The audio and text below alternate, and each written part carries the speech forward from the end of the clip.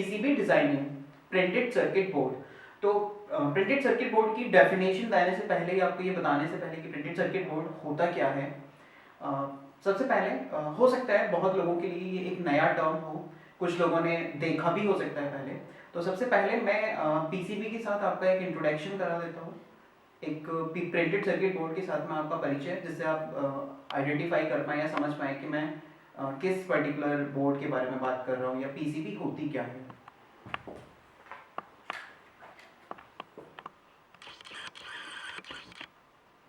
आप ये देख रहे हैं सामने, ये हमारा इस तरह के बोर्ड्स को हम पीसीबी यानी प्रिंटेड सर्किट बोर्ड्स बोलते हैं। इस तरह से यहाँ पे आप देख रहे हैं बहुत सारे कंपोनेंट्स आपको लगे हुए नज़र आ रहे हैं। पीछे से आप देखेंगे इसकी बैक साइड है या बॉटम लेयर है, ये इसकी टॉप लेयर है। तो इसे हम पीसीबी यानी प्रिंटेड सर्किट बोर्ड बोलते हैं।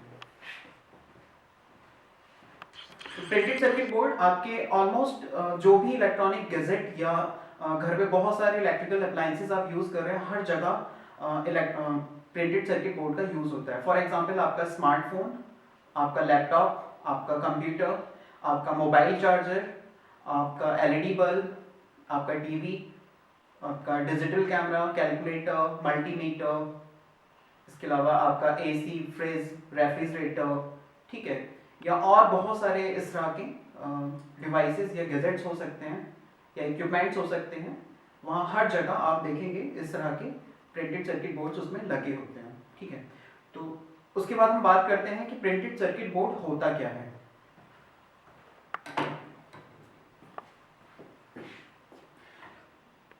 PCB, printed circuit board.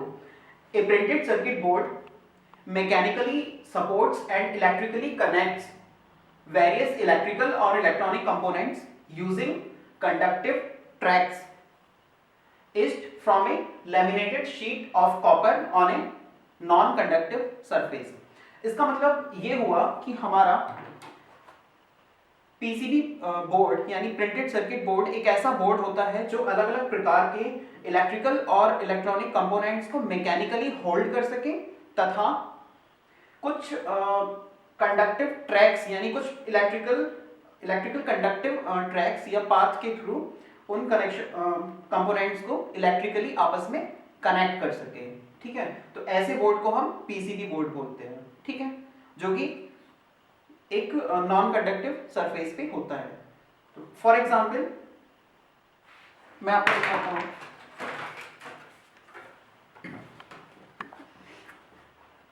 आप ये पीसीबी देख रहे हैं, इसमें बहुत सारे कंपोनेंट्स लगे हुए हैं।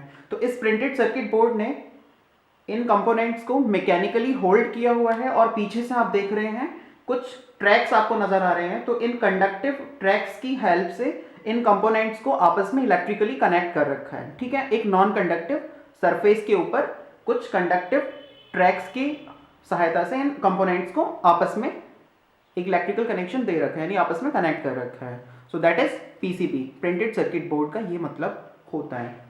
तो उसमें होता क्या है, इनिशियली सबसे पहले जब हम पीसीबी डिजाइन करते हैं तो इस तरह का एक बोर्ड होता है, ठीक है।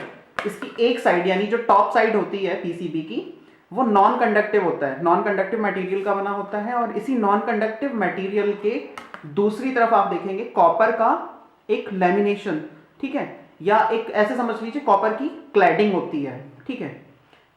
इस नॉन कंडक्टिव सरफेस के ऊपर एक साइड से कॉपर की क्लैडिंग होती है पूरे के ऊपर।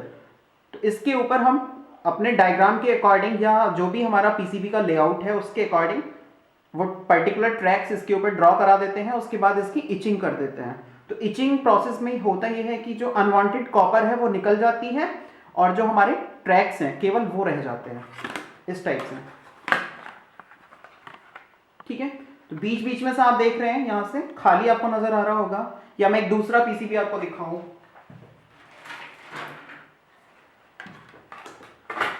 आप ये कुछ दूसरी पीसीबीज देख रहे हैं इस टाइप से, आपको यहां पे कुछ ट्रैक्स नजर आ रहे होंगे, ठीक है, और बीच में खाली नजर आ रहा है। इसने क्या किया हुआ है, कुछ कंपोनेंट्स को एक तो मैकेनिकली होल्ड किया हुआ है तथा एक नॉन कंडक्टिव सरफेस के ऊपर कुछ कंडक्टिव ट्रैक्स की सहायता से कंपोनेंट्स को इलेक्ट्रिकली आपस में ज्वाइन किया हुआ है। तो ये हमारी पीसीबी होती है, ठीक है, इसे हम प्रिंटेड सर्किट बोर्ड बोलते हैं।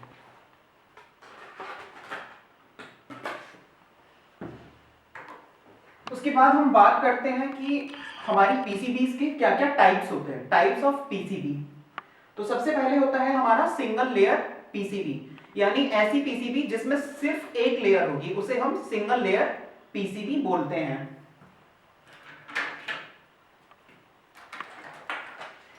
दूसरा हमारा होता है डबल लेयर पीसीबी, ठीक है, यानी ऐसी पीसीबी जिसमें एक से ज्यादा लेयर, यानी दो लेयर होगी, एक लेयर ऊपर की तरफ होगी, एक नीचे की तरफ होगी, ठीक है, यानी दोनों तरफ दो लेयर्स होगी, तो उसको हम डबल लेयर पीसीबी बोलते हैं। उसके बाद में एक होता है हमारा मल्टी लेयर पीसीबी, ठीक है। तो मल्टी लेयर पीसीबी में क्या होता है कि दो या दो से ज्यादा लेयर्स उसमें हो सकती हैं, ठीक है, तो उसको हम मल्टी लेयर पीसीबी बोलते हैं। उसके बाद होता है flexible PCB. Flexible PCB, flexible का मतलब आप समझते हैं लचीला, जिसको आप इजीली फोल्ड कर सकें या मोड़ सकें, ठीक है। तो ये कुछ टाइप्स होते हैं हमारे पीसीबी के। मैं एक बार आपको आइडेंटिफाई करा रहा हूं अलग अलग टाइप्स के साथ में, जिससे आप देख के पहचान पाए कि कौन सी पीसीबी किस टाइप की है।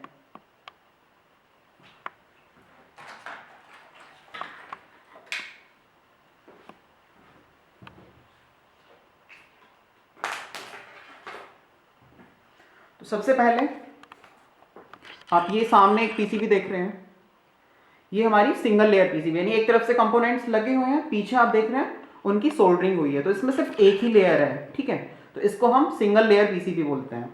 या इसी तरह से आप ये दूसरी पीसीबी देख रहे हैं, ठीक है, इसमें भी आप देख रहे हैं पीछे से सोल्डरिंग हुई है और एक साइड से यानी टॉप साइड से इसमें कंपोनेंट्स लगे हुए हैं, तो ये भी हमारी सिंगल लेयर पीसीबी हो गई।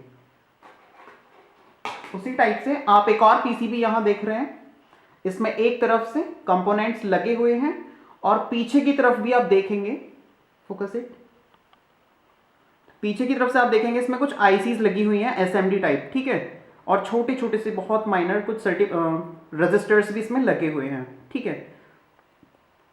तो इस तरह की पीसीबी को हम डबल लेयर पीसीबी बोलते हैं, क्योंकि इसमें आपको दो लेयर नजर आ रही है, यानी एक लेयर ये हो गई और एक नीचे की तरफ से भी है, तो ये हमारी डबल लेयर पीसीबी हो गई। उसके बाद में अगर किसी पीसीबी में हमारे दो या दो से ज्यादा लेयर्स हैं, ठीक है, दो से ज्यादा लेयर्स अगर किसी में है, 4 5 6 8 10 कुछ भी हो सकती है, तो उसको हम मल्टी लेयर पीसीबी बोलते हैं। उसके बाद एक और टाइप आता है फ्लेक्सिबल पीसीबी। तो सामने मैंने एक कीबोर्ड को ओपन किया हुआ है, ठीक है, कीबोर्ड का इंटरनल सर्किट मैं आपको दिखा रहा हूं। तो इसमें आप देख रहे हैं इस तरह की एक पॉलीथिन नजर आ रही है और उसमें कुछ ट्रैक्स नजर आ रहे हैं, ठीक है, ये एक पॉलीथिन है इस टाइप से आप देख रहे हैं, और उसी के अंदर आप देख रहे हैं कुछ ट्रैक्स नजर आ रहे हैं, ठीक है, ये हमारे कुछ कंडक्टिव ट्रैक्स हैं जो कि शायद ग्रेफाइट वगैरह से बने होंगे।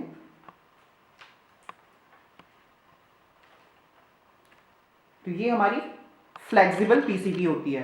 फ्लेक्सिबल पीसीबी का यूज हमारे कीबोर्ड्स में या आपकी बहुत सारी कुछ स्मार्ट डिवाइसेस आती हैं, जैसे आपका स्मार्टफोन हो सकता है, आपका कंप्यूटर हो सकता है, लैपटॉप हो सकता है, वहां पे होता है।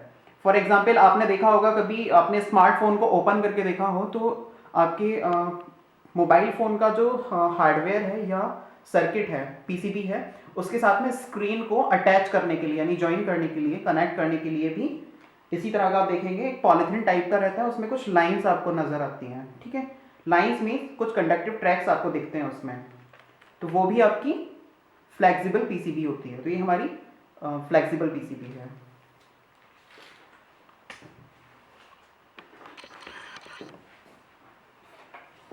उसके बाद हम बात करते हैं कि हमें, जैसे आपने पढ़ा, मैंने बताया आपको सिंगल लेयर पीसीबी, उसके बाद double layer PCB, multi layer या फ्लेक्सिबल पीसीबी, तो हमें डबल लेयर, मल्टी लेयर या फ्लेक्सिबल पीसीबी की जरूरत क्यों पड़ती है?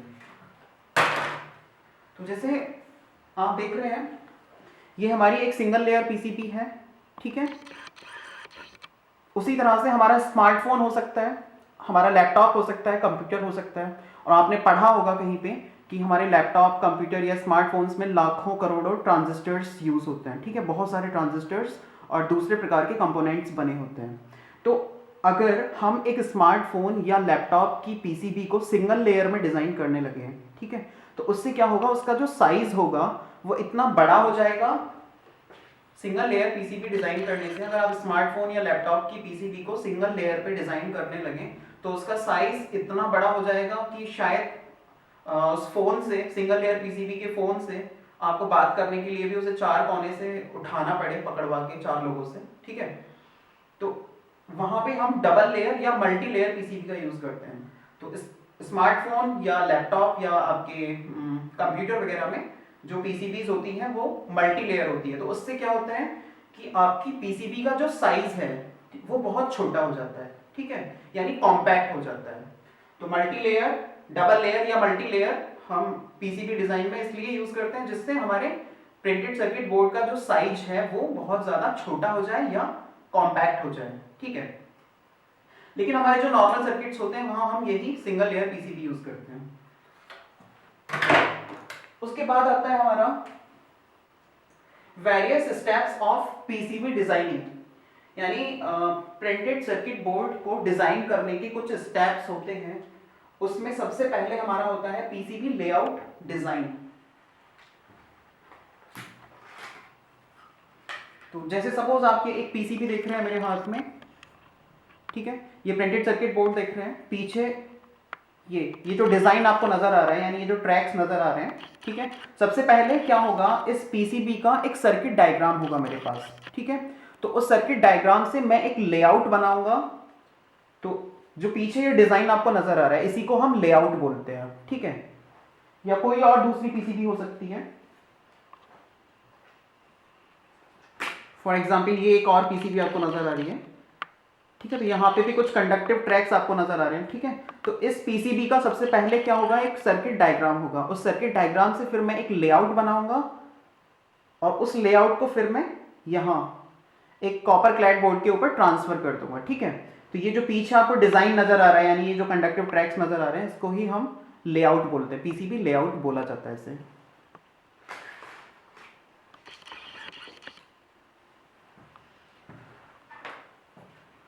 तो पीसीबी लेआउट आप समझ गए। उसके बाद पीसीबी लेआउट डिजाइन के कुछ तरीके होते हैं। तो सबसे पहला हम यूजिंग सॉफ्टवेयर, ठीक है, यूजिंग सॉफ्टवेयर। तो यानी कुछ कंप्यूटर सॉफ्टवेयर की सहायता से आप पीसीबी का या किसी भी सर्किट का लेआउट डिजाइन कर सकते हैं। यानी आपके पास कोई सर्किट डायग्राम है, उस सर्किट डायग्राम से आप पीसीबी डिजाइन करने के लिए एक लेआउट तैयार कर सकते हैं सॉफ्टवेयर्स की हेल्प से। तो बहुत सारे सॉफ्टवेयर्स हैं, लेकिन इंडस्ट्री में सबसे ज्यादा जिस सॉफ्टवेयर का यूज किया जाता है वो सॉफ्टवेयर है हमारा ईगल कैड, ठीक है। लेकिन ईगल कैड क्योंकि पेड होता है तो शायद आप लोग यूज ना कर पाए। उसके बाद एक और सॉफ्टवेयर होता है, लेकिन सबसे ज्यादा इंडस्ट्री में इसी का यूज किया जाता है क्योंकि काफी एडवांस होता है और इससे हम कई सारी लेयर में पीसीबीज डिजाइन कर सकते हैं। यानी मल्टी लेयर, डबल लेयर या सिंगल लेयर, फ्लेक्सिबल लेयर, बहुत सारे लेयर्स में हम इसमें अलग अलग लेयर्स की पीसीबी हम ईगल कैड में डिजाइन कर सकते हैं। उसके बाद हमारा दूसरा सॉफ्टवेयर आता है फ्रिट्जिंग, ठीक है। फ्रिट्जिंग उतना एडवांस तो नहीं है, लेकिन ये फ्री ऑफ कॉस्ट आपको अवेलेबल हो जाता है। ये ओपन सोर्स है, तो कोई भी इसको डाउनलोड करके नेट से, इंटरनेट से यूज कर सकता है अपने पीसीबी के लेआउट्स डिजाइन करने के लिए, ठीक है। उसके बाद होता है हमारा बाय हैंड, यानी आप हाथ की सहायता से भी अपने लेआउट्स डिजाइन कर सकते हैं, ठीक है, बाय हैंड।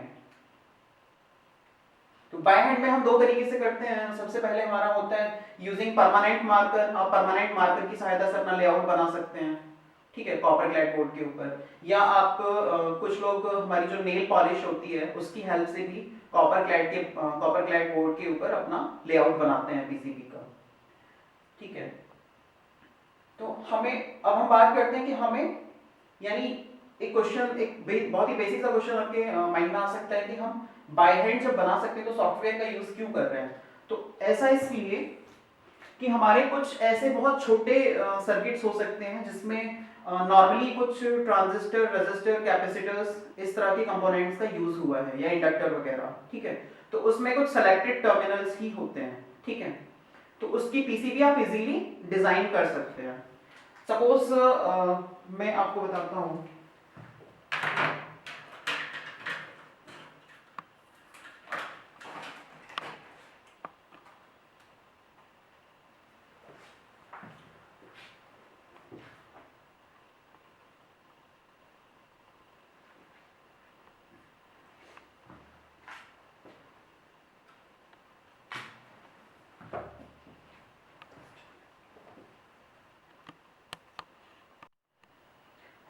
उसके बाद मैं आपको बता रहा हूँ कि हम कुछ सर्किट्स जो हमारे बहुत ही छोटे छोटे माइनर सर्किट्स हैं, जिसमें केवल हमारे रजिस्टर, कैपेसिटर, डायोड, ठीक है, इंडक्टर वगैरह का यूज हुआ है, उनके लेआउट्स को हम बाय हैंड बना सकते हैं। ठीक है, बाय हैंड हम उनके लेआउट्स ड्रॉ कर सकते हैं। लेकिन कुछ सर्किट्स ऐसे हो सकते हैं जिसमें कुछ इंटीग्रेटेड सर्किट्स यानी आईसीज का यूज हुआ हो या और बहुत ज़्यादा कॉम्प्लिकेटेड कंपोनेंट्स का यूज हुआ हो। ठीक है, तो उनके बीच में एक फिक्स स्पेसिंग होती है। जैसे कोई आईसी है तो उसकी जो पिन्स होंगी उनके बीच में एक फिक्स डिस्टेंस होगी। ठीक है, यानी जो स्पेस होगा वो फिक्स होगा पर पिन, यानी हर पिन के बीच में एक फिक्स स्पेस होगा। बट अगर आप बाय हैंड उसको ड्रॉ कर रहे होंगे तो उसमें ये हो सकता है कि आप स्पेसिंग आपसे गलत हो जाए। ठीक है, स्पेसिंग आपसे गलत हो गई, कम या ज्यादा हो गई लेआउट ड्रॉ करते टाइम पे या डिजाइन करते टाइम पे, तो क्या होगा, वो पर्टिकुलर कंपोनेंट उस पीसीबी में इंसर्ट नहीं होगा। आप उस कंपोनेंट को फिर उस पीसीबी में नहीं लगा पाएंगे क्योंकि वो मिसमैच हो गया। ठीक है, उसकी जो स्पेसिंग है वो कम या ज्यादा होने से वो कंपोनेंट उसमें इंसर्ट नहीं हो पाएगा। तो इस प्रॉब्लम को अवॉइड करने के लिए हम इस तरह के कॉम्प्लिकेटेड सर्किट जहाँ पे कोई आईसी या किसी माइक्रोकंट्रोलर या किसी दूसरे तरह के स्पेशल टाइप के कंपोनेंट का यूज हुआ है, जहाँ पे कुछ टर्मिनल्स के बीच में एक फिक्स स्पेस है, ठीक है, उनको हम हमेशा सॉफ्टवेयर की सहायता से उनके लेआउट्स डिजाइन करते हैं। लेकिन कुछ छोटे छोटे सर्किट्स हैं जिसमें सिर्फ रजिस्टर, कैपेसिटर, डायोड वगैरह का यूज हुआ है, तो उसमें आप देखोगे डायोड या रजिस्टर के जो टर्मिनल्स होते हैं काफी बड़े होते हैं, तो स्पेसिंग अगर थोड़ा बहुत कम ज्यादा हो भी रही है तो वो चीजें मैटर नहीं करती। ठीक है, तो आप उस पीसीबी को डिजाइन कर सकते हैं बाय हैंड। फॉर एग्जाम्पल मैं आपको दिखाता हूं, जैसे ये एक पीसीबी आप देख रहे हैं सामने, ये एक पीसीबी देख रहे हैं, ये हमारा फुल वेव ब्रिज रेक्टिफायर का पीसीबी डिजाइन किया हुआ है। ठीक है, तो इसमें आप देख रहे हैं ये डायोड है हमारा और इसमें टर्मिनल्स की लेंथ बहुत ज्यादा है। तो पीछे से मैंने ये ड्रॉ किया है, जैसे यहाँ पे एक डायोड लगा हुआ है, एक यहाँ सोल्डर हुआ है डायोड का एक टर्मिनल, दूसरा यहाँ पे। तो अगर ये स्पेस मैं थोड़ा सा कम रख दूं या थोड़ा सा ज्यादा भी हो जाए तो मैटर नहीं करता, मैं उतने ही पर्टिकुलर स्पेसिंग के बीच में कंपोनेंट को इंसर्ट करूंगा ऊपर की तरफ से ड्रिलिंग करने के बाद में, और सोल्डरिंग कर दूंगा, और जो एक्स्ट्रा टर्मिनल्स बचेंगे उनको कटर से या वायर निपर से मैं कट कर दूंगा। ठीक है, अगर मैं ये साइज में ये जो मैंने पॉइंट्स लिए हैं यहाँ पे लेआउट बनाते टाइम, इनकी डिस्टेंस, इनके बीच का जो स्पेस है वो थोड़ा सा कम भी रह जाता तो फर्क नहीं है, कोई मैटर नहीं करती वो चीज़, क्योंकि ये मैं कंपोनेंट को फिर पास में थोड़े से होल करके इंसर्ट कर देता और पीछे से सोल्डरिंग हो जाता। ठीक है, तो इस तरह के हमारे कुछ नॉर्मल सर्किट्स होंगे, उनकी पीसीबी लेआउट आप बाय हैंड डिज़ाइन कर सकते हैं। लेकिन हमारे कुछ सर्किट्स ऐसे हो सकते हैं जो बहुत ज़्यादा कॉम्प्लिकेटेड होंगे या जिसमें कुछ स्पेशल टाइप के कंपोनेंट्स या जिसमें किसी आईसी का यूज़ हुआ होगा। ठीक है, तो उसको आप बाय हैंड डिज़ाइन नहीं कर सकते। आप पीछे से देखेंगे ये आईसी लगी हुई है, तो आईसी की पर पिन यानी सारी पिन्स के बीच में एक फिक्स स्पेसिंग है। ठीक है, सपोज 1 mm या 0.5 mm मान के चल रहे हैं हम, 1 mm का अगर डिस्टेंस है, 1 mm से कम ही होता है आई थिंक, तो 1 mm का डिस्टेंस, मिलीमीटर का डिस्टेंस है हर पिन के बीच में। ठीक है, तो उससे ये होगा कि अगर आप बाय हैंड इसको डिज़ाइन कर रहे होंगे और एक पॉइंट भी आपने अपने लेआउट में थोड़ा सा कम या ज़्यादा स्पेस के साथ में बना दिया, तो कंपोनेंट जब आप पीसीबी में मतलब डिज़ाइन करने के बाद में उसमें ड्रिलिंग करके कंपोनेंट को ऊपर की तरफ से लगा रहे होंगे, यानी कंपोनेंट इंसर्शन कर रहे होंगे, तो वो कंपोनेंट उसमें इंसर्ट नहीं होगा, वो पर्टिकुलर आईसी उसमें इंसर्ट नहीं होगी। फॉर एग्जाम्पल कुछ बड़ी बड़ी आईसीज हो सकती हैं, जैसे ये 40 पिन की एक आईसी है 8 मेगा 328, ये एवीआर सीरीज़ का एक माइक्रो कंट्रोलर होता है हमारा। ठीक है, ये हमारा एक एवीआर सीरीज़ का माइक्रो कंट्रोलर है 8 मेगा 328, तो इसमें आपकी 40 पिन्स होती हैं, 40 पिन हैं। तो इतना बड़ा पीसीबी अगर आप डिज़ाइन करने बैठे बाय हैंड, तो हो सकता है ये आप देख रहे हैं पिन्स हैं, इन पिन्स के बीच में समथिंग 1 mm का एक स्पेस है। ठीक है, लेआउट बनाते टाइम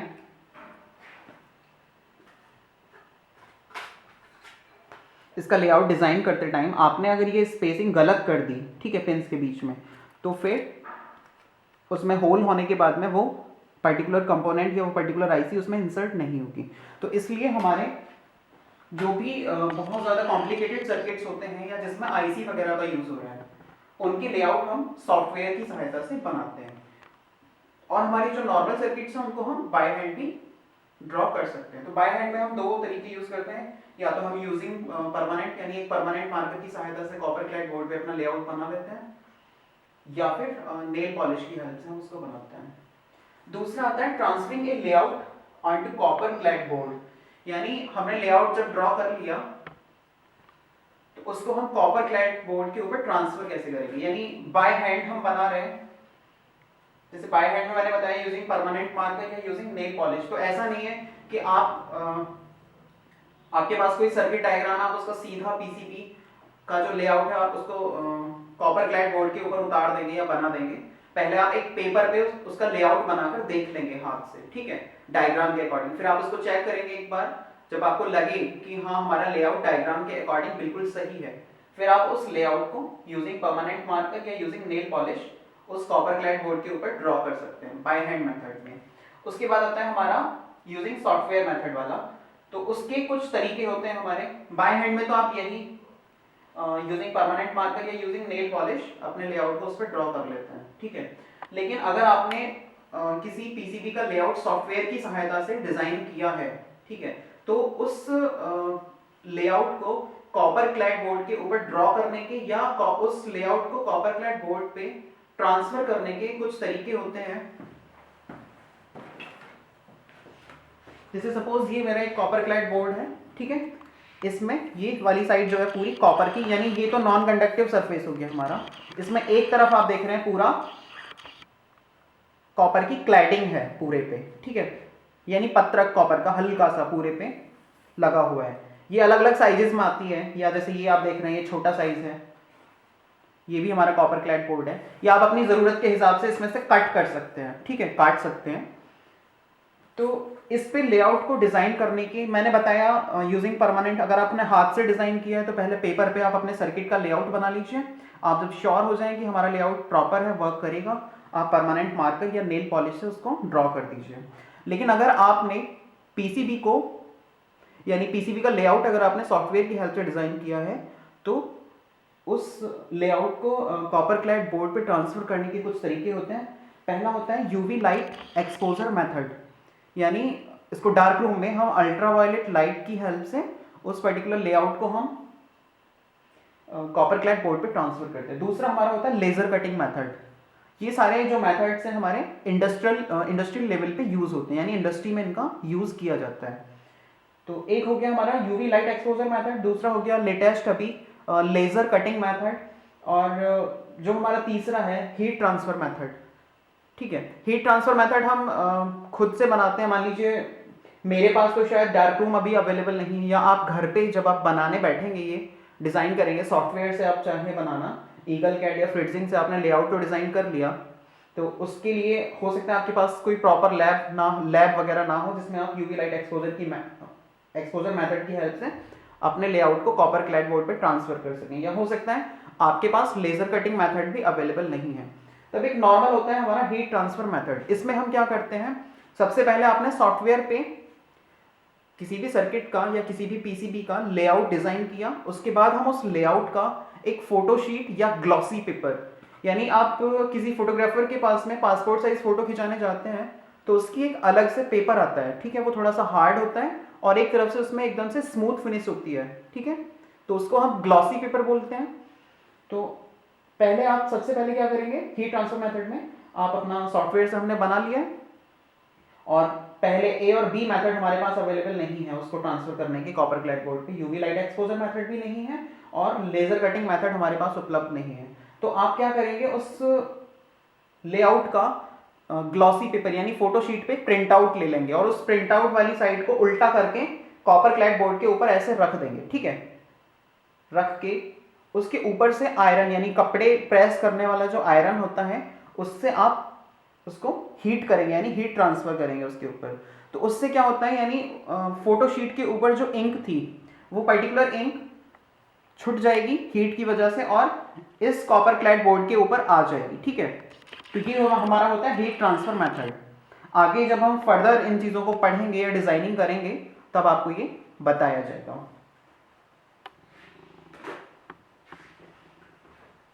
तो हमारे ये दो स्टेप्स कंप्लीट हो गए। सबसे पहला किसी भी सर्किट डायग्राम या पीसीबी का लेआउट डिजाइन करना, उसके तरीके, उसके बाद में transferring a layout on to copper clad board. उसके बाद में नेक्स्ट स्टेप आता है इचिंग। इचिंग क्या होता है? इचिंग यानी ये मेरा कॉपर क्लैड बोर्ड है, तो सबसे पहले मैं अपना लेआउट इस पर ट्रांसफर कर दूंगा, या बाय हैंड अगर बना रहा हूं तो मैं परमानेंट मार्कर या नेल पॉलिश की हेल्प से इस पर ड्रॉ कर लूंगा अपने लेआउट को, ठीक है। उसके बाद में मैं इस कॉपर क्लैड बोर्ड को फेरिक क्लोराइड यानी आयरन क्लोराइड या FeCl3 के फेरिक क्लोराइड के सॉल्यूशन में डाल दूंगा। तो फेरिक क्लोराइड का सॉल्यूशन क्या करेगा, उसके ऊपर जो डिज़ाइन होगा, ठीक है, यानी लेआउट का जो डिज़ाइन है उस पर एक इंक लगी होगी, ठीक है, तो उस इंक के साथ में हमारा फेरिक क्लोराइड किसी तरह की कोई रिएक्शन नहीं करेगा, ठीक है।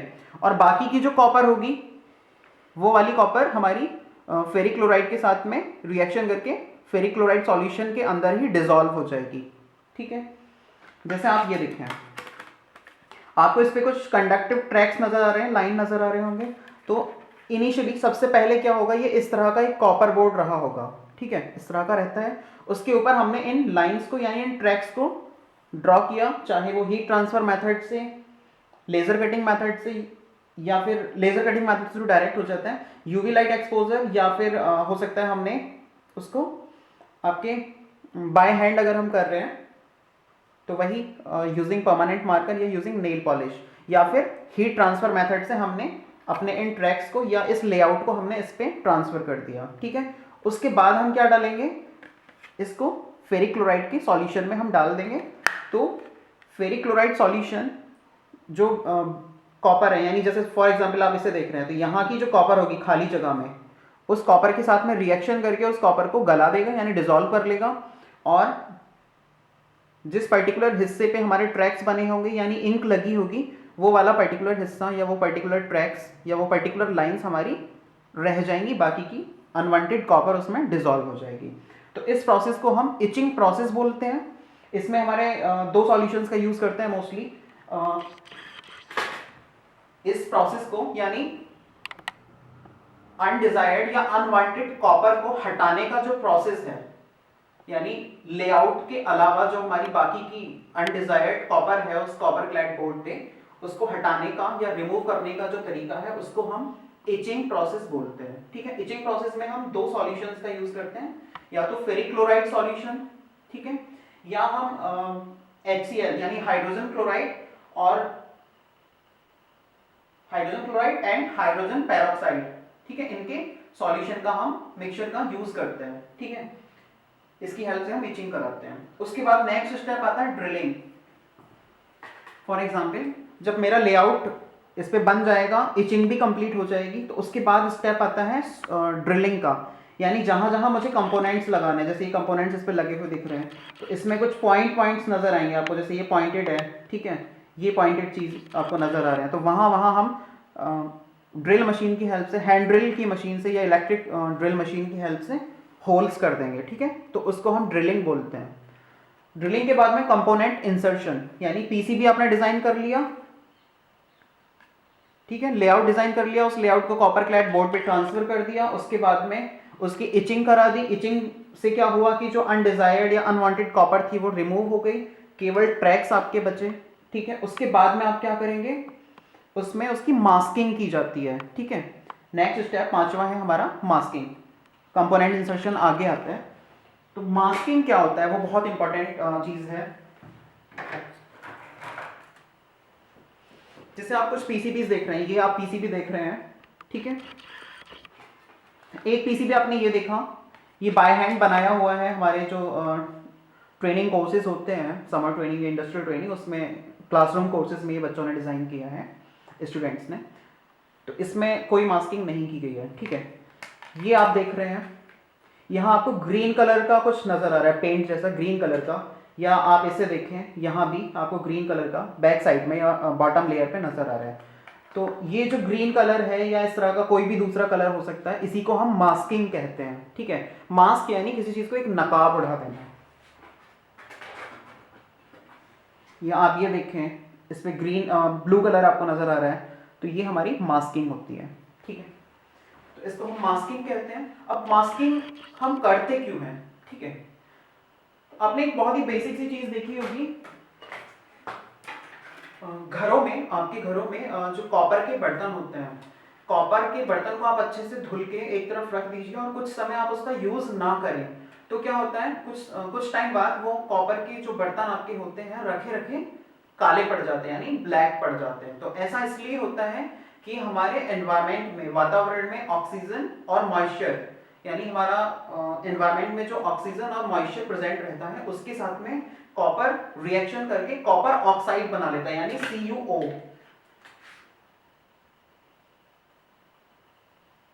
ठीक है, CuO ये कॉपर ऑक्साइड बना लेता है। ठीक है,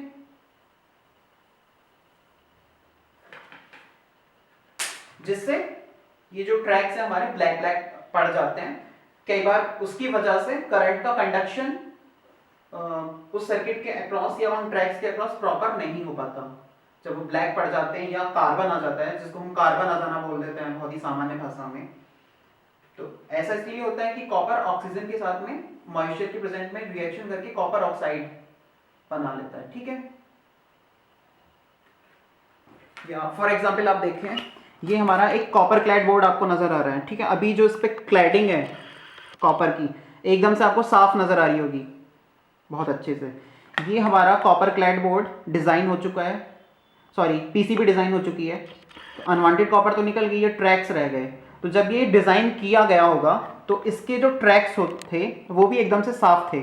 ठीक है, बहुत एकदम अच्छे से क्लीन थे, बिल्कुल इसी की तरह। जैसे ये देख रहे हैं आप, एकदम से क्लीन कॉपर नजर आ रहा है, लेकिन ये एकदम से काले पड़े हुए हैं। ठीक है, ऐसा इसलिए कि इन ट्रैक्स की जो कॉपर थी उसमें मॉइस्चर की प्रेजेंस में ऑक्सीजन के साथ रिएक्शन करके कॉपर ऑक्साइड बना लिया है। ठीक है, तो इस सिचुएशन को अवॉइड करने के लिए हम मास्किंग का यूज करते हैं।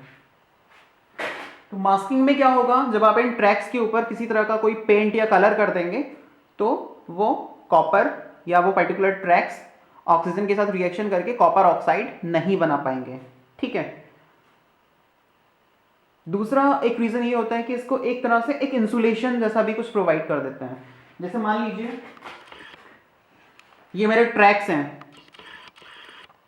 ठीक है, तो ये देख रहे हैं आप, पूरा लाइंस नजर आ रही है आपको, ट्रैक्स बहुत सारे नजर आ रहे हैं। तो ट्रैक्स क्या है, कंडक्टिव ट्रैक्स हैं। अब मैं इसको कहीं किसी मेटल की बॉडी पे ऐसे रख दूं सरफेस पे, तो क्या होगा, ये ट्रैक्स पूरे शॉर्ट हो सकते हैं उसके साथ में। तो इसके ऊपर हम क्या करते हैं, मास्किंग करा देते हैं। तो मास्किंग से क्या हुआ, एक इंसुलेशन भी मिल गया। ठीक है, तो मास्किंग करने के दो कारण होते हैं। पहला, इन ट्रैक्स को ऑक्सीडेशन से बचाना। ठीक है, दूसरा रीज़न होता है मास्किंग का, एक इंसुलेशन प्रोवाइड कराना हमारे पीसीबी को। ठीक है, तो ये दो कारण होते हैं हमारे मास्किंग करने के। मास्किंग के बाद आपका नेक्स्ट स्टेप आता है 6 नंबर पे, कंपोनेंट इंसर्शन। यानी जब आप मास्किंग वगैरह कर लेंगे अच्छे से, यानी ड्रिलिंग पहले स्टेप में होगी, उसके बाद मास्किंग, तो आप कंपोनेंट्स को इस तरह से लगा देंगे ऊपर की तरफ से और नीचे की तरफ से। अगले स्टेप में, यानी स्टेप नंबर 7 में, आप इनकी क्या कर देंगे, सोल्डरिंग कर देंगे। ठीक है, तो ये हमारा होता है पीसीबी को डिजाइन करने के बहुत सारे अलग अलग स्टेप्स हैं। ठीक है, इन स्टेप्स में हमारी कोई भी प्रिंटेड सर्किट बोर्ड या पीसीबी डिजाइन की जाती है।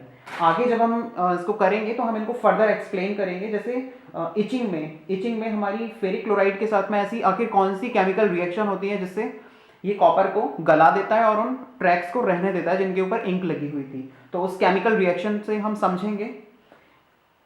या फेरिक क्लोराइड के अलावा हम दूसरा किसी तरह का इचिंग सॉल्यूशन कैसे बना सकते हैं, हाइड्रोजन क्लोराइड या हाइड्रोजन पेरोक्साइड की हेल्प से।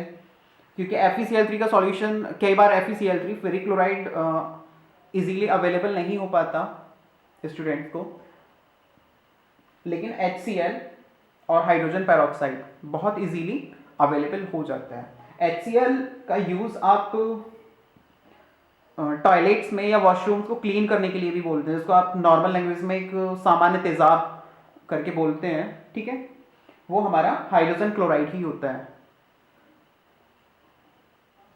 थोड़ा सा डाइल्यूट होता है बट हाइड्रोजन क्लोराइड ही होता है। तो इसको अभी हम आगे नेक्स्ट जब फर्दर इसको पढ़ेंगे तो हम समझें। पीसीबी डिजाइनिंग में हमने कुछ स्टेप्स बताए थे, तो उसमें एक प्रोसेस था हमारा इचिंग प्रोसेस। उसमें हमने दो सॉल्यूशन की बात की थी। एक था हमारा FeCl3 सॉल्यूशन यानी फेरिक क्लोराइड सॉल्यूशन में हम इचिंग करा सकते हैं। दूसरा हमारा होता है HCl एंड हाइड्रोजन पेरोक्साइड का सॉल्यूशन, ठीक है, उसमें आप इचिंग करा सकते हैं हमारे कॉपर क्लैड बोर्ड की, ठीक है, यानी पीसीबी की इचिंग आप करा सकते हैं उसमें।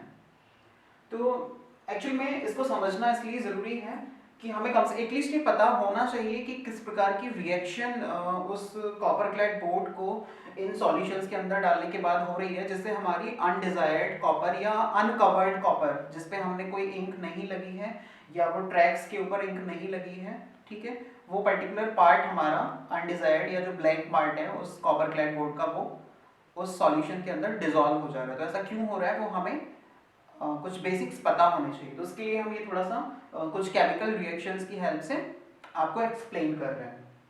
तो इन केमिकल रिएक्शंस पे या इन दो तरह के इचिंग सॉल्यूशंस की बात करने से पहले हमें थोड़ा सा ये समझना होगा कि केमिस्ट्री में आपने पढ़ा होगा कि हमारे जो मेटल्स होते हैं उनकी एक रिएक्टिविटी सीरीज होती है, ठीक है। तो उस सीरीज में क्या होता है कि हमारे जो ऊपर वाले मेटल्स होते हैं वो अपने से नीचे वाले मेटल का ऑक्सीडेशन कर देते हैं, ठीक है, या ऊपर वाले जो एलिमेंट्स हैं वो नीचे वाले एलिमेंट का एक तरह से ऑक्सीडेशन कर देंगे। तो इनको याद रखने का भी एक बहुत सिंपल तरीका हो सकता है। तो वो ये आपकी सीरीज होती है, ये सीक्वेंस होता है उसमें, जिसमें पहला जो आपका होता है वो पोटेशियम होता है, दूसरा सोडियम, कैल्शियम, मैग्नीशियम, एल्युमिनियम। तो इनको याद रख पाना थोड़ा सा डिफिकल्ट है, तो आप इस नेमनिक की हेल्प से इस रिएक्टिविटी सीरीज को याद रख सकते हैं मेटल्स की। तो इसमें क्या है, please stop calling me a careless zebra, instead try learning how copper saves gold. Please stop calling me a careless zebra. Instead try learning how copper saves gold.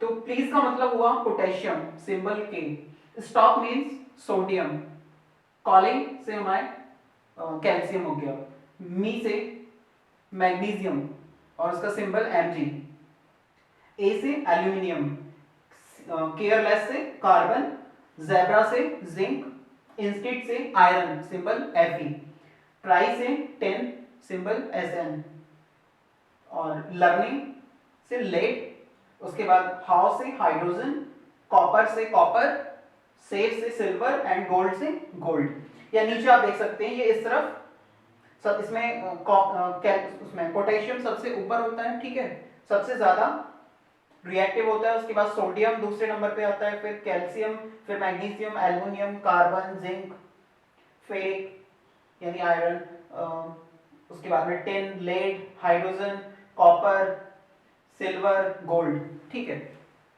तो इसमें जो मैं यहाँ लिखा हुआ है मोर रिएक्टिव लेस रिएक्टिव, यानी जो ऊपर वाले एलिमेंट्स होंगे या ऊपर वाले मेटल्स होंगे वो अपने से नीचे वाले एलिमेंट्स या अपने से नीचे वाले मेटल्स का ऑक्सीडेशन कर देंगे, ठीक है।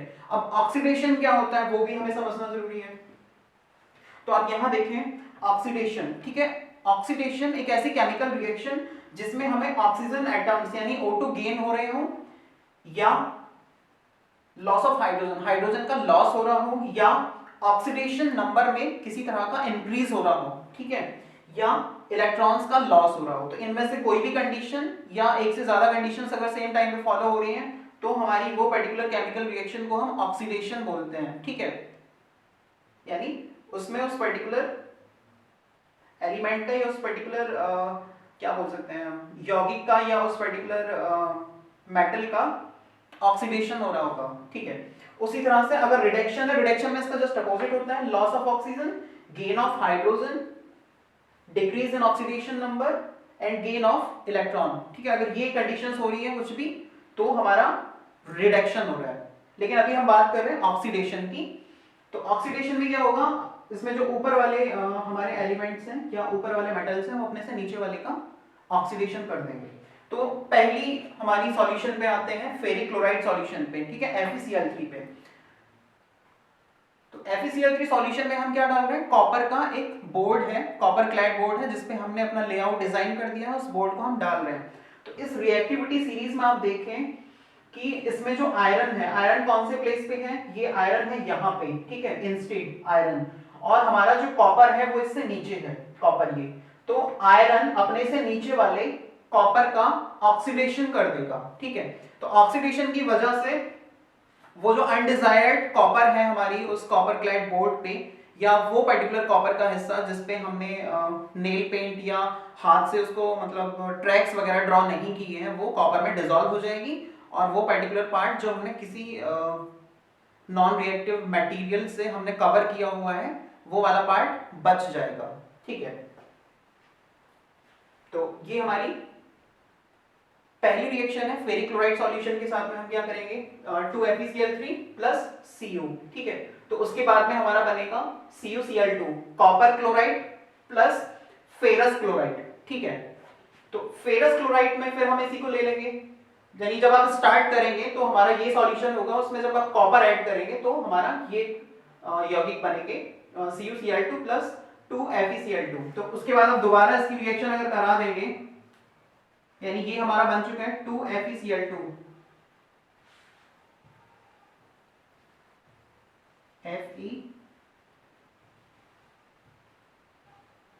FeCl2 plus Cu gives CuCl2 plus Fe,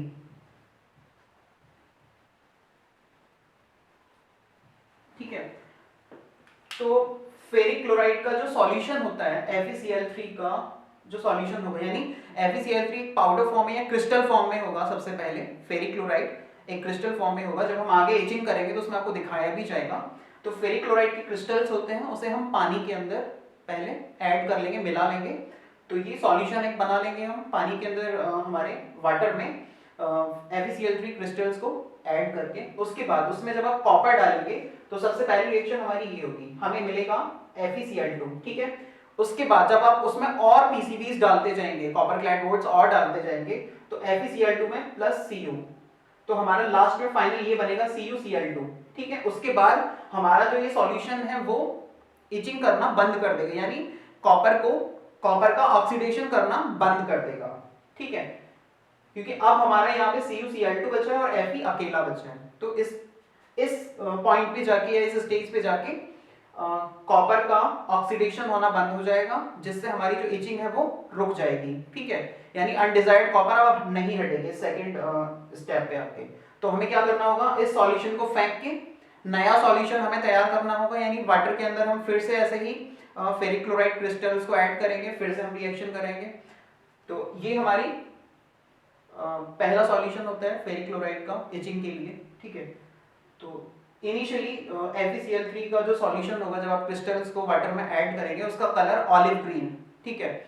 olive green colour का उसका कलर होता है सॉल्यूशन का, ऑलिव ग्रीन या बहुत ही हल्का हरा, ठीक है। लेकिन जैसे जैसे आप इचिंग कराते जाएंगे वो आपका एकदम से पीला येलो जैसा हो जाएगा, बहुत येलो, या एकदम से आप मान लीजिए बिल्कुल ब्राउन कलर में कन्वर्ट हो जाएगा। जब आपका FeCl3 सॉल्यूशन एकदम से ब्राउन कलर में कन्वर्ट हो जाए तो मींस आपकी ये वाली स्टेज आ चुकी है, अब उसमें आपका क्या कॉपर क्लोराइड बन चुका है, ठीक है। तो कॉपर क्लोराइड बन चुका है पूरी तरह से, वो कन्वर्ट हो चुका है कॉपर क्लोराइड में, और आयरन का सिर्फ एक एटम Fe रहा है ओनली। तो उस सिचुएशन में वो रिएक्शन करना बंद कर देगा, यानी कॉपर का ऑक्सीडेशन करना बंद कर देगा।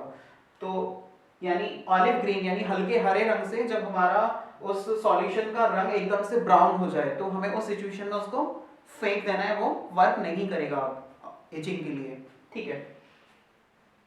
हमें फिर से नया सॉल्यूशन ले लेना है। तो ये हमारी पहली केमिकल रिएक्शन होती है अगर हम फेरिक क्लोराइड से इचिंग करा रहे हैं तो। उसके बाद क्योंकि फेरिक क्लोराइड का जो सॉल्यूशन है वो इजीली मार्केट में अवेलेबल नहीं होता है, आप लोगों को इजीली अवेलेबल या शायद नहीं मिल पाया आपके आसपास मार्केट में, तो एक बहुत सिंपल सॉल्यूशन आप क्रिएट कर सकते हैं HCl, हाइड्रोजन क्लोराइड तथा हाइड्रोजन पेरोक्साइड की सहायता से, ठीक है। हाइड्रोजन पेरोक्साइड आपको किसी भी मेडिकल स्टोर से इजीली अवेलेबल हो जाएगा। और HCl नॉर्मली अभी आप टॉयलेट्स या वॉशरूम्स में हम हार्पिक वगैरह का यूज करते हैं क्लीनिंग पर्पस के लिए।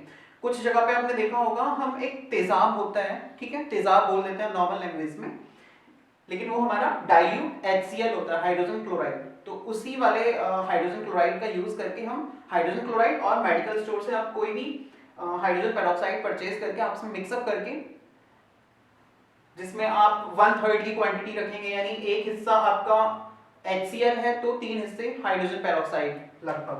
आप इस रेशियो में इनको मिक्स करके एक सॉल्यूशन तैयार कर सकते हैं, ठीक है, जिसमें आप कॉपर को जब डालेंगे तो हमारी फिर से रिएक्शन होगी। तो ये उसकी केमिकल रिएक्शन होगी 2CuCl प्लस 2HCl, ठीक है, plus H2O gives 2CuCl2 copper chloride plus 2H2O, ठीक है। उसके बाद में CuCl2 ये बन गया हमारा कॉपर क्लोराइड। कॉपर क्लोराइड में आप फिर से कॉपर ऐड करेंगे CuCl2 प्लस Cu, तो आपका फाइनल इस स्टेज पे आ जाएगी रिएक्शन 2CuCl क्यूप्रस क्लोराइड, ठीक है। इसमें भी सेम चीज होगी, जब आप 1/3 के रेशियो में हाइड्रोजन क्लोराइड को हाइड्रोजन क्लोराइड और इसी तरह से इस रिएक्शन में भी 1/3 के रेशियो में आपने मिलाया, तो सबसे पहले हमारा जो सॉल्यूशन है उसका कलर एकदम से पानी का जो कलर होता है, कोई कलर नहीं होता, मतलब ट्रांसपेरेंट रहेगा। तो HCl और हाइड्रोजन पेरोक्साइड का जो सॉल्यूशन होगा वो एकदम से ट्रांसपेरेंट रहेगा। लेकिन जब आप उसमें लगातार इचिंग कराते जाएंगे कॉपर डालकर, copper cladding board, copper clad boards को डाल के आप लगातार इचिंग कराते जाएंगे, तो एक स्टेज ऐसी आएगी जहाँ पे उस सॉल्यूशन का कलर एकदम से ब्लू कलर का हो जाएगा, जैसे कैरोसिन होता है मिट्टी का तेल, या एकदम से ब्लू कलर आप मान लीजिए, ठीक है, ब्लू कलर में वो कन्वर्ट हो जाएगा। तो उस सिचुएशन में हमारा क्यूप्रस क्लोराइड बन चुका होता है, ठीक है। तो ये सॉल्यूशन भी इस स्टेज पे जाके वर्क नहीं करेगा, ठीक है। आपको फिर से यहीं से रिपीट करना होगा, आपको फिर HCl और हाइड्रोजन पेरोक्साइड को 1/3 के रेशियो में मिलाएंगे नया सॉल्यूशन लेकर के, तब आप इचिंग कराएंगे, ठीक है। तो ये थे हमारे इचिंग प्रोसेस, ठीक है। इचिंग में हमने पहला यूज किया फेरिक क्लोराइड सॉल्यूशन का, दूसरा hydrogen chloride and hydrogen peroxide solution का। दूसरी चीज हमने आपको ये भी बताया कि किस स्टेज में जाके हमारी ऑक्सीडेशन बंद हो जाएगी या इचिंग प्रोसेस रुक जाएगा, तब आपको फिर से उसी प्रोसेस को स्टार्टिंग से रिपीट करना होगा, यानी नया सॉल्यूशन लेना होगा उसे डिकम्पोज करके। और एक चीज और आपको हमेशा याद रखना है, इन सॉल्यूशंस को आप कभी भी यूज होने के बाद में या जब वो रिएक्शन करना बंद कर दें, इचिंग करना बंद कर दें, ऐसे खुले में नहीं करना है। उसको कहीं एकदम से गड्ढे में या कहीं एक बिल्कुल बाहर जाके, दूर जाके, किसी रेजिडेंशियल एरिया से दूर जाके डिकम्पोज करना है, ठीक है।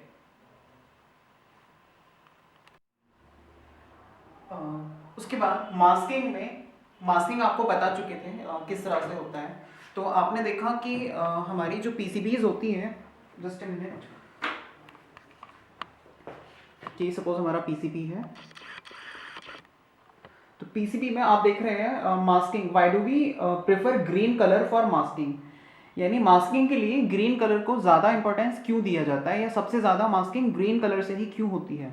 आपने अपने टीवी में या घर में किसी भी इलेक्ट्रॉनिक गैजेट को कभी तोड़कर देखा हो, या कभी PCB देखने का मौका आपको इससे पहले मिला हो, तो आपने देखा होगा मास्किंग के लिए जो कलर यूज़ किया गया रहा होगा उनमें ज़्यादातर ग्रीन कलर ही यूज़ किया गया होगा।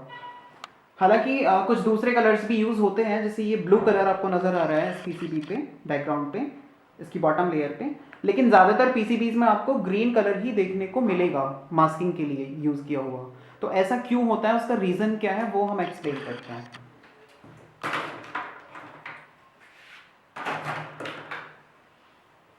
ठीक है, एक्चुअली होता क्या है, उसको समझने से पहले हम थोड़ा सा कुछ बायोलॉजी में चलते हैं। उसमें हम समझते हैं कि हमारी जो आंखें होती हैं, एक्चुअली में हम किसी चीज को देख पाते कैसे, हम कैसे किसी चीज को देख पाते हैं, ठीक है। टेक्निकली अगर हम बात करें तो कोई कलर नहीं होता, ठीक है।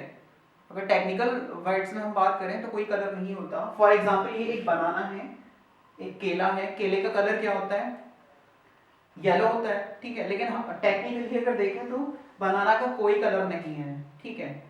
तो कोई ह्यूमन बीइंग है यहाँ पे, वो अपनी आंखों से इस चीज को देख रहा है, ठीक है। तो जब वो देखेगा, बनाना के ऊपर देखेगा, तो बनाना से कुछ लाइट रिफ्लेक्ट होकर के उसके रेटिना पे, उसकी आंख का जो रेटिना है उस पर फोकस होगी। एक लाइट ऐसे, ठीक है, एक लाइट बनाना से रिफ्लेक्ट होकर के उसके आंख का जो रेटिना है उस रेटिना पर फोकस होगी, ठीक है। और उस लाइट की बस टेक्निकली अगर हम बात करें तो सिर्फ एक वेवलेंथ होगी। जैसे येलो कलर के लिए 565 से 500 90 नैनोमीटर वेवलेंथ की एक लाइट बनाना से रिफ्लेक्ट होकर के उसके आंख की रेटिना पर फोकस हुई, ठीक है। तो रेटिना में, हमारी आंख का जो रेटिना होता है उसमें कुछ फोटो रिसेप्टर्स होते हैं, जिन्हें हम फोटो रिसेप्टर्स या लाइट रिसेप्टर्स भी बोल देते हैं, जो हमारे दो टाइप के होते हैं। पहला होता है कोन्स, जिनकी संख्या होती है लगभग 120 मिलियन, यानी 1 मिलियन में होता है लगभग 10 लाख, ठीक है। तो इसका मतलब है 1200 लाख, यानी लगभग लगभग 120 crore something, I think 12 crore होगा, ठीक है। तो 1200 लैक्स, उसको अगर आप करोड़ में कन्वर्ट करें तो लगभग होगा 12 करोड़, ठीक है। 12 करोड़ हमारी कोन्स होती हैं आंखों में, उसमें, ठीक है, आंख पे। और हमारी रॉड्स होती है वो 5 से 6 मिलियन, ठीक है। लगभग 50 से 60 लाख की संख्या में ये होती है। तो हमारी जो रेटिना होती है, ठीक है, रेटिना पे, आंख का जो रेटिना होता है, उसी रेटिना का एक छोटा सा स्पॉट होता है, बहुत छोटा सा, जिसका साइज अगर हम देखें तो 0.3 mm, 0.3 mm का एक छोटा सा पार्ट हमारे उसमें रेटिना का, आंख के रेटिना का लगभग 0.3 mm का एक छोटा सा हिस्सा, और उस 0.3 mm के छोटे से हिस्से, जिसे हम फोविया सेंट्रलिस सेंट्रलिस बोलते हैं,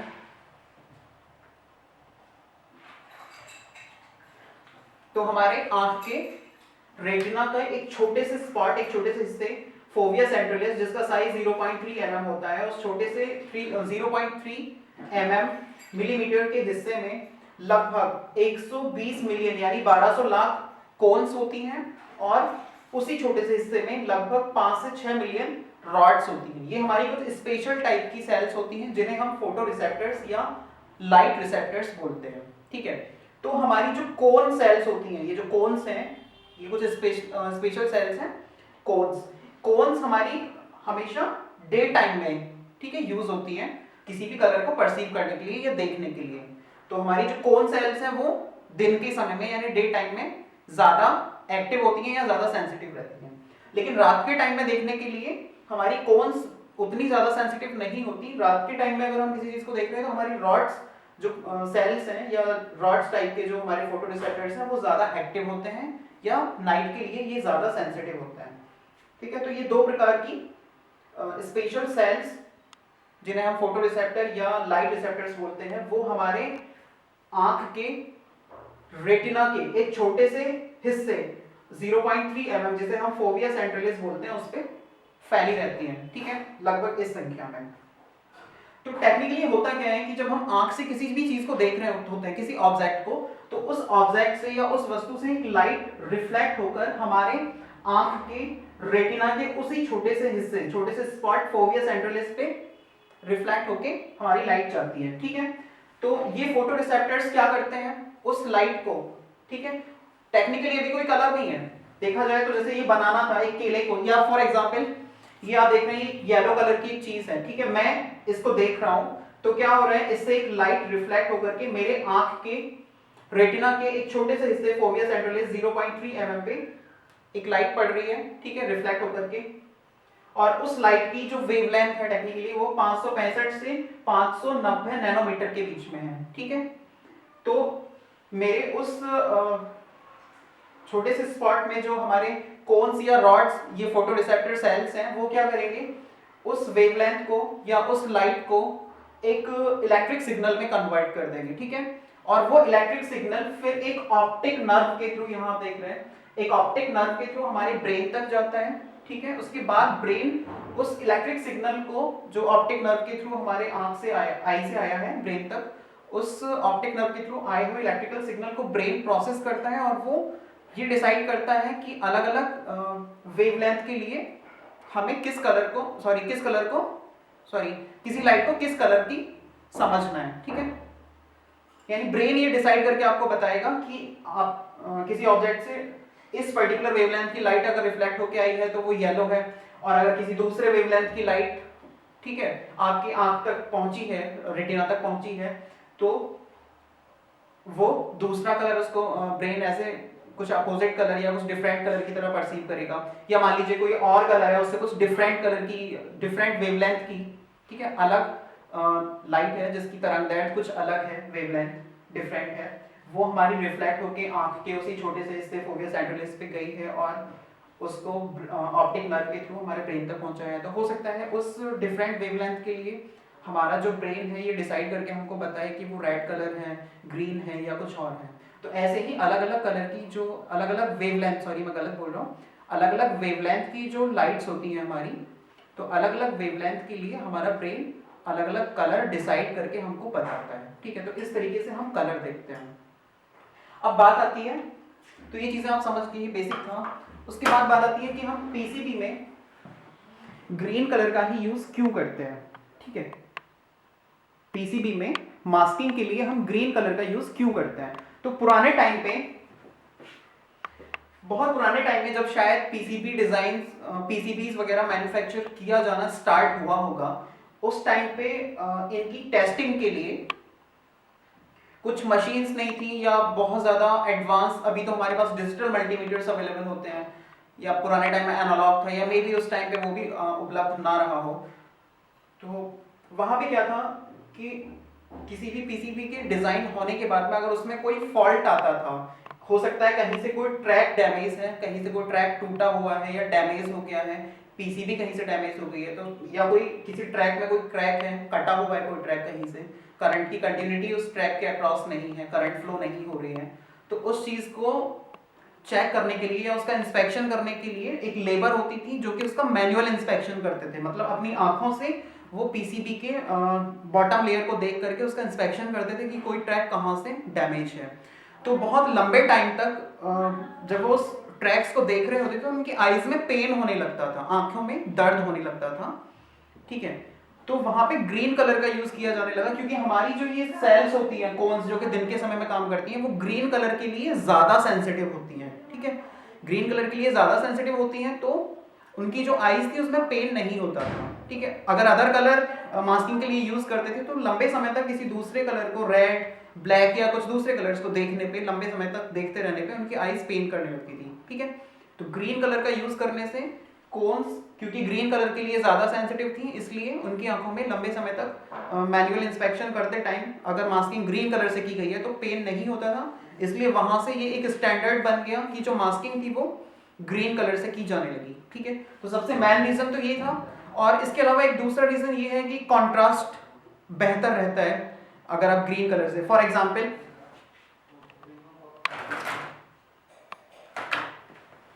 आप इस पीसीबी को देख रहे हैं, यहाँ पे ग्रीन कलर से किया हुआ है, तो आपको इसमें जो खाली पार्ट है वो और ये जो ट्रैक्स हैं वो अलग से नजर आ रहे हैं, ठीक है।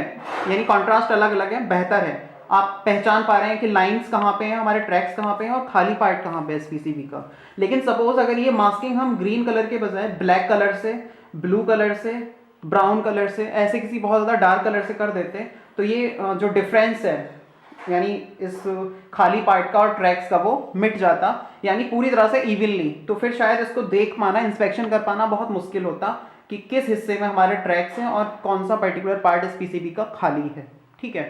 तो एक दूसरा रीजन ये था। फॉर एग्जाम्पल जैसे आप ये एक दूसरी पीसीबी देख रहे हैं, इसके ऊपर अगर हम ब्लैक कलर से मास्किंग कर दें, ब्लैक कलर की मास्किंग करा दें ऊपर, तो ये पूरा एकदम से कवर हो जाएगा, फिर आप पता नहीं कर पाएंगे इजीली कि कहाँ पे हमारे ट्रैक्स हैं और कौन सा हिस्सा इस पीसीबी का खाली है, ठीक है।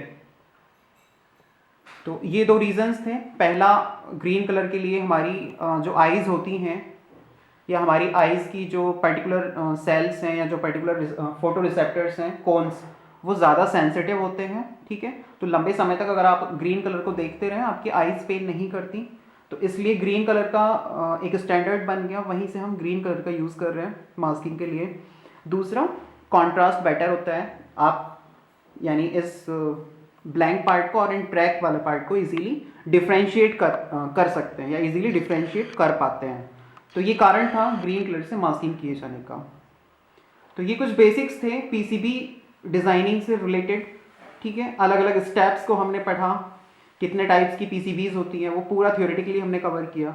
इसके आगे हम पीसीबीज के लेआउट्स डिज़ाइन करेंगे और फिर हम पीसीबी डिज़ाइन करना सीखेंगे अगले क्लासेस में।